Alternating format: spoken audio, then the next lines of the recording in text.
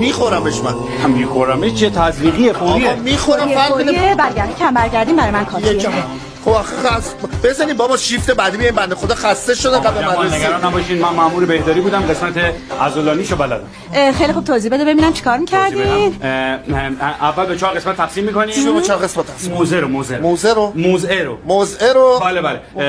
بعد سوزن رو فرو می‌کنیم سوزن رو که فرو کردیم مایع تزریق خیلی خوب خیلی ممنون الکل هم بعدش یه لحظه اون رو بکشه خب بیا خودت بذار یه تجدید خاطره‌ای هم بشه من مهارت کافی ندارم بابا این نمیده الان موزه رو چپ تقسیم کنه راست تقسیم کنه وسط تقسیم نه فرقی نداره فقط باید یا تقسیم کنیم خدا میخوایم بذارید زمین من خودم بشینم روش اینجوری خطرش کمتره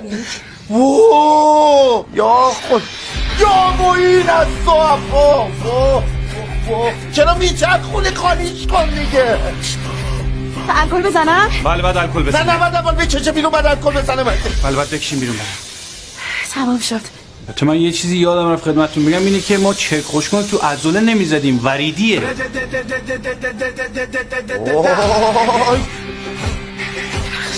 وریدمو میزدی